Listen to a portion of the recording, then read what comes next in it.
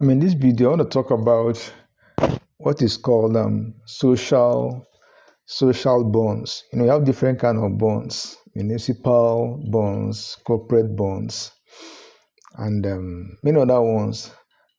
In this particular context, I want to discuss what the key features and of social bonds, the characteristics of social bonds, and the impacts of this variety of bonds in investing. In actual sense, social bonds are debt instruments. They are issued by governments, by municipalities or corporation to finance projects that delivers positive, uh, you know, social outcome to the community or to the environment. And so here are some key features we want to consider about these kinds of bonds. Number one is social purpose. Social purpose. The primary characteristics of social bonds is that the proceeds are used for affordable housing, for health care, for improved education, poverty alleviation, and access to clean water. So they are there to serve a social, communal, or societal purpose. Number two is use of proceeds. Use of proceeds. The funds raised through social bonds are typically earmarked for specific social purposes. So the bonds issuers must ensure that the capital is used exclusively for the intended social purposes to obtain a social kind of outcome, and this often is often disclosed in the bond offering documents. When they're offering these bonds, they state categorically what they want to use the money, the funds for. Number three is social impact reporting. Social impact reporting. So issuers of social bonds, they are typically required to report, on the outcome of the finance project. They are asked to disclose the outcome of what the money is used for.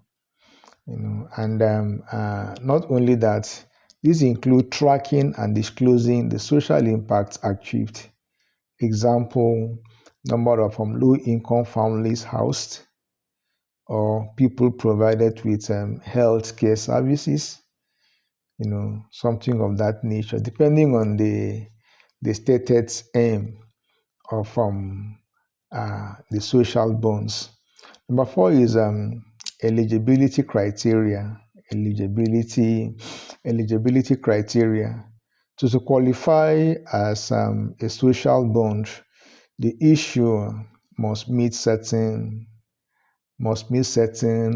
eligible criteria, including alignment with internationally recognized standards, such as social bonds, and must also meet with standards set by International Capital Market Association.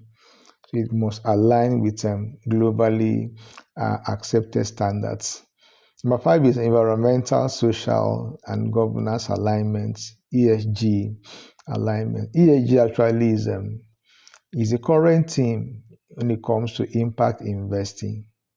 Like in my country, Nigeria, the country want to adopt a kind of ESG reporting, just like the adoption of the standard accounting procedures. We also want to adopt ESG reporting as part of the the financial statements, of a company that adopts this particular policy at the end of the year. So social bonds often form part of an ESG investment strategy. While they primarily focus on social outcomes, they may also consider broader governance standards and environmental factors, ensuring that projects financed are also aligned with responsible investment practices.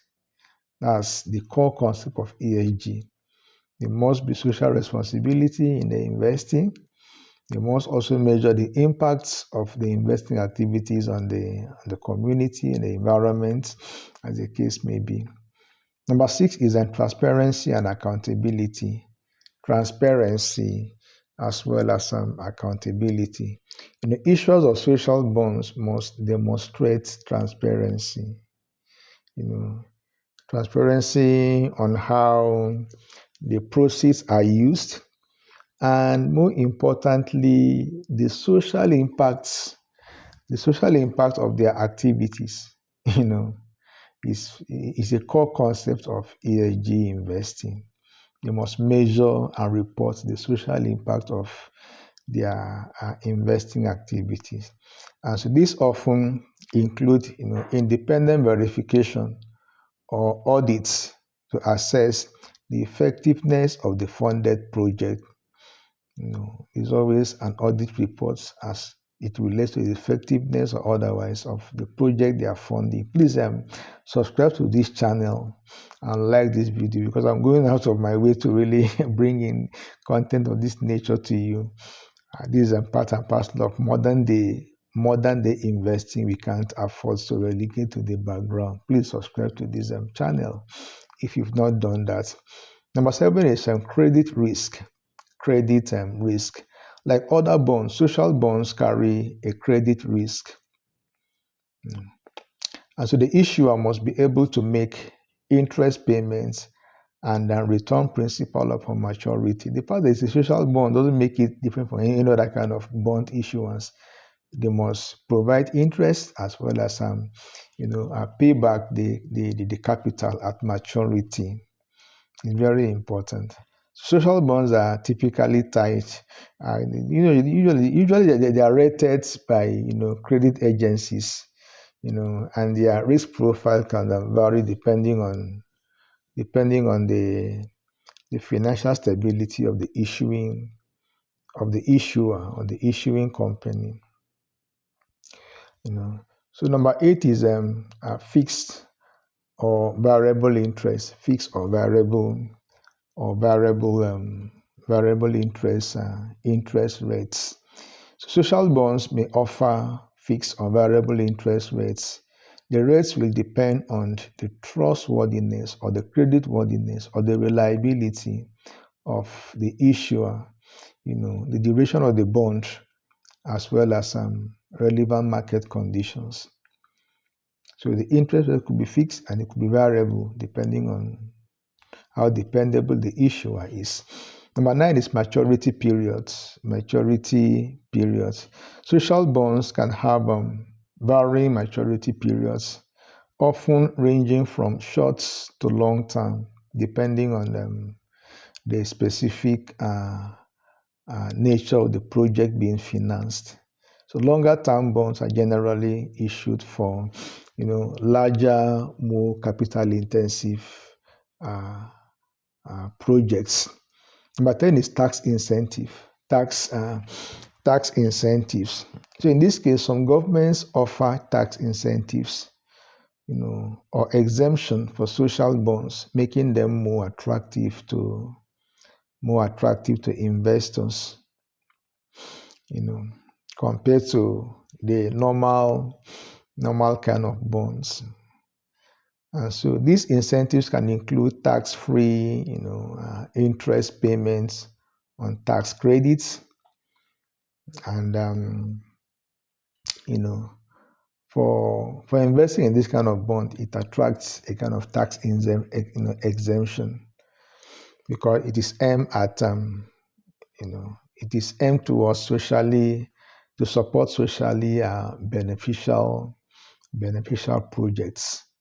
Number 11 is risk and return profile. Risk and return profile. So social bonds are typically considered to have a similar risk and return, and return profile, just like any other bonds of the same credit quality. However, some investors may accept lower returns in exchange for the social impact they aim to generate, by their choice of investments. And then number 12 is market growth. Market growth. So the market for social bonds, has been growing. Although it's a new phenomenon, but it's growing. It's catching up. Actually, it's becoming, somewhat popular, and we continue to be popular nowadays. It's growing steadily, driven by increasing, demands for socially responsible investment options. There's that growth in demands for socially responsible investing.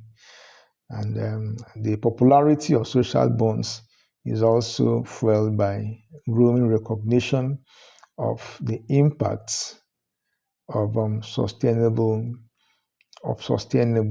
finance. So social bonds offer, uh, uh, you know, offers a way for investors to contribute to positive change, social change actually, while receiving financial returns. You have social objective you could pursue, and at the same time, you can receive financial returns. These features help to ensure that the bonds fulfill their intended social purpose while providing a transparent and accountable investment vehicle. What an interesting way of investing. So I'll just explain the future of social bonds, in impact investing.